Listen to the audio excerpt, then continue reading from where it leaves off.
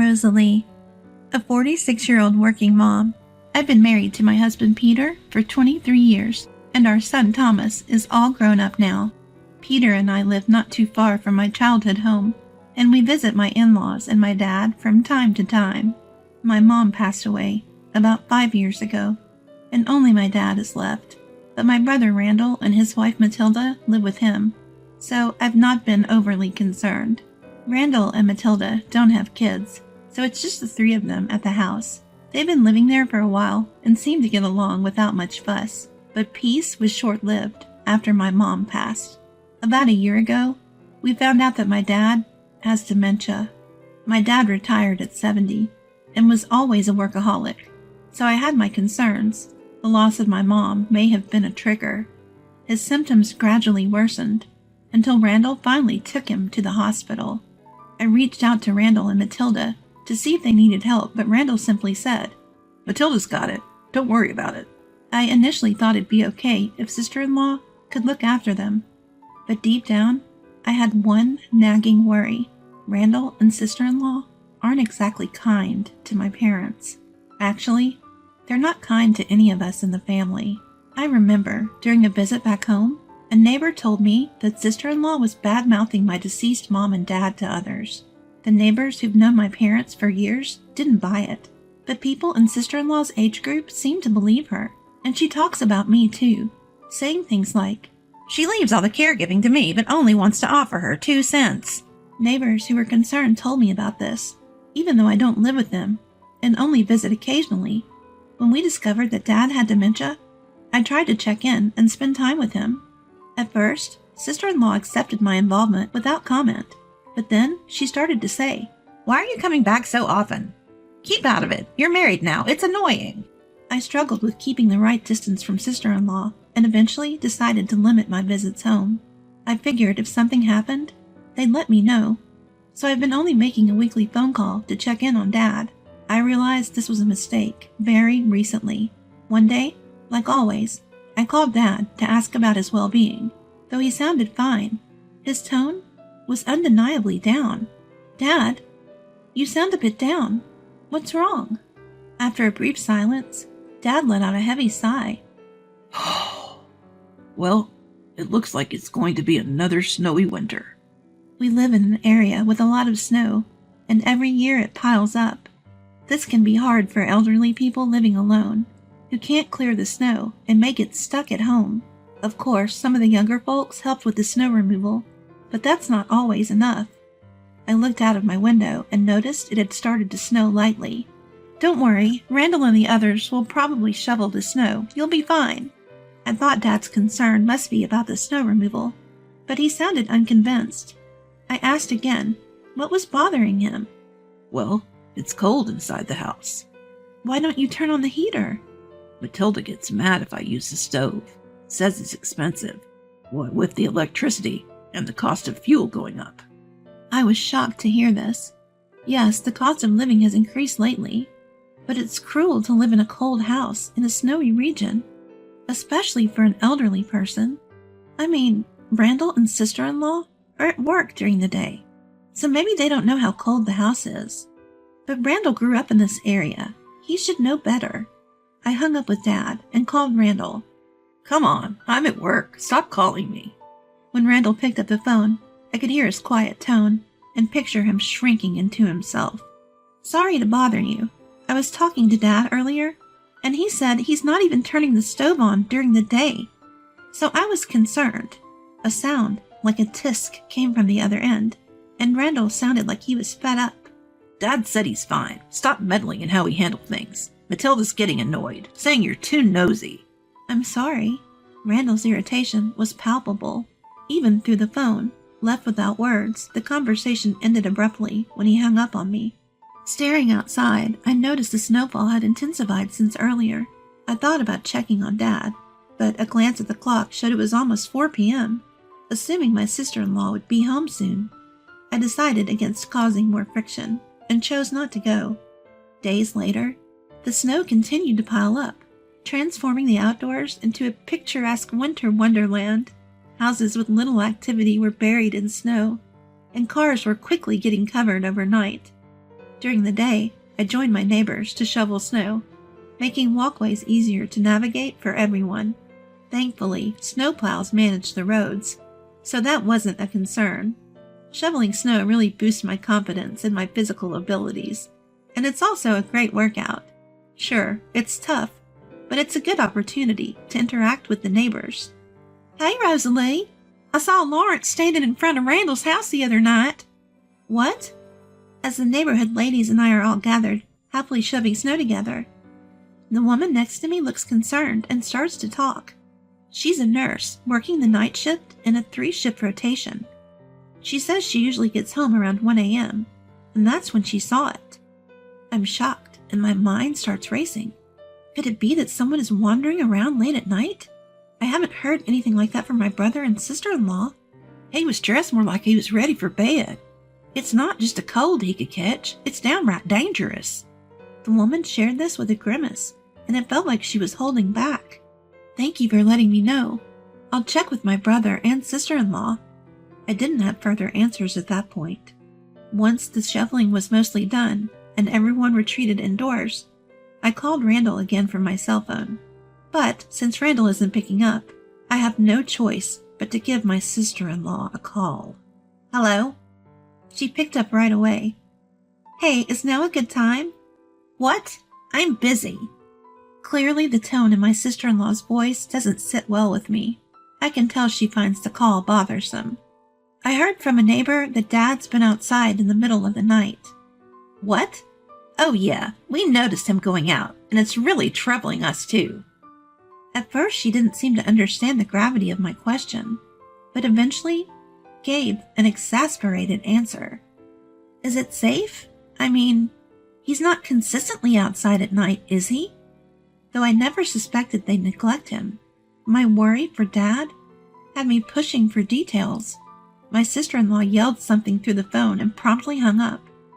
I couldn't make out what she'd said, but figured everything was probably okay, so I decided not to call or check up any further. But this issue made me worry about my brother and sister-in-law's well-being. If Dad is wandering at night, they're probably not getting much sleep either. I found myself thinking about different options. Should we consider placing Dad in a care facility? That night, I decided to discuss it with Peter. Well, you might have a point. Maybe it's not best to keep leaving it up to Randall and his family, Peter said. The more we talked, the more Peter seemed open to the idea of a care facility. I could still visit Dad, but if he's going to wander, I'd have to quit my part-time job. I would feel safer if Randall and I both contributed to the cost of a care facility. Exactly. I'll talk to them about it, I said. After hearing Peter's response, I decided to bring it up with my brother and sister-in-law later. But then something unexpected happened that night. Around 2 a.m., the house was quiet. Peter and I were fast asleep. Outside, snow had piled up again, despite our clearing it during the day. Snuggled in our warm bedding to fend off the cold. I woke up, sensing something unusual. I listened carefully, and it turned out to be the doorbell ringing through the house. I checked the time. It was past 2 a.m., and even sticking my hand out of the covers, the air felt cold. This was no time for visitors. Feeling uneasy, I nudged Peter awake. The doorbell continued to ring. Hey, seems like someone's at the door. Peter's eyes fluttered open a bit. Sensing my whisper, he seemed to grasp the urgency, and his eyes widened. Then he sat up to confirm that the sound of the intercom was indeed audible. Don't move, I'll go check, he said. Peter put on a warm jacket beside the bed and went out of the room. Peter had told me not to move, but I couldn't help worrying about him. I gripped my phone and cautiously followed him to the front door. Before opening the door, Peter went into the living room to check the security monitor. I watched the entrance from a distance and felt a shiver of fear at the sight of a shadowy figure. Hey, it's Dad, Peter called out from the living room. Unbelieving, I rushed over and squinted at the faint image on the monitor. It was Dad. Are you kidding? Quickly, turn up the heat, I yelled. I quickly told Peter to warm up the room and then hurried to the front door. Upon opening it, I found Dad curled up and shivering just beyond the threshold. "Dad, what are you doing out here? Come inside." I draped my own jacket over my shivering father and ushered him inside. Dad came in stumbling weakly and sat down at the entrance. "Peter, help me." I couldn't lift Dad by myself, but Peter rushed over and helped me carry him into the living room. Hearing the commotion, Thomas rubbed his eyes and came downstairs from the second floor. "Hey, give us a hand." Thomas saw Dad as well as Peter carrying him and quickly realized what was happening. He rushed back upstairs and came down with blankets and a comforter. "Dad, sit here." Peter guided Dad to a chair near the stove.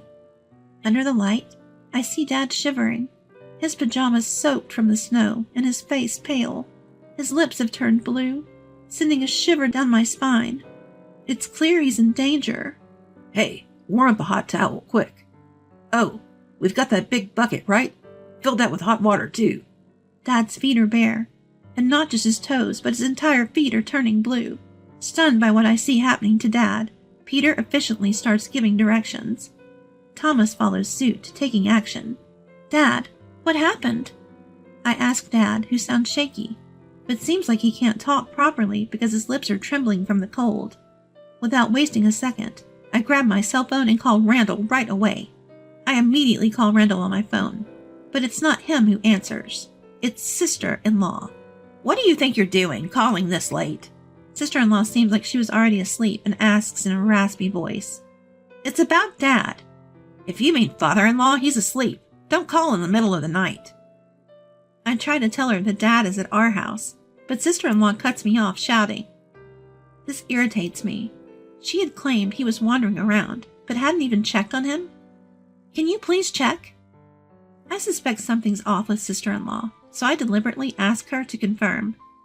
She sounds annoyed, but I hear her shuffling and then silence. Moments later, she yells, "He's here. Just stop it already." More noise follows, then silence again.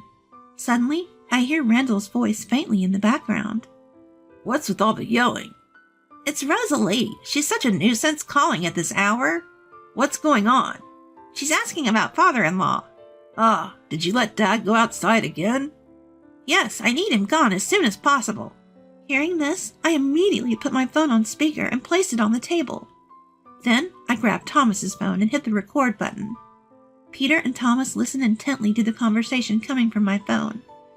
"You're really crafty, you know, using Dad's insurance to pay off debt." "If I don't, I can't repay it. He's just a nuisance anyway, so useless." "Ha ha! Rosalie actually believes that Dad is wandering because of dementia." I'm shocked at what I'm hearing. Tears of sorrow streaming down my face. I can't believe Dad doesn't have dementia and wasn't wandering at all. I've been fooled by my brother and sister-in-law. That woman is such a fool, but now, even if something happens to father-in-law, no one will suspect her. After hearing all that, I hung up the phone. I stood there stunned, not knowing what to say. Peter snapped me out of it, telling me to get it together. I snapped back to reality and realized I had to protect Dad. So I immediately called the police on my cell phone. After the police heard my story, they went straight to my brother and sister-in-law's place, who were probably at my family home. They were arrested on the spot. I was summoned to the police station several times, and I provided the audio recordings I had on Thomas's cell phone. My brother and sister-in-law tried to make all sorts of excuses. They claimed that Dad had dementia and a wandering habit, but there was no medical diagnosis of dementia, and tests proved that Dad was fine and had no reason to wander. Thanks to the evidence, they were charged with trying to take Dad's life and were sentenced to prison. After consulting with Dad, we decided to sell our family home. We changed all our contact information and never saw my brother and sister-in-law again. We all moved. When I asked Dad why he hadn't talked to me about the terrible situation he was in, despite not having dementia, he just said he didn't want to be a burden and didn't elaborate further. Dad was always a kind person, never the type to raise his voice even when he was verbally abused by Randall. And since Mom passed away, he's been like a living ghost. I wondered if he too wanted to move on. But Dad never spoke about it, so the truth remained unknown. "I'm sorry for being a burden." Dad told Peter and me while we were cleaning up at the new place. Dad, I'm glad I could protect you. That will never happen again. At those words, Peter also smiled and said, Exactly. Dad gave a faint smile in return.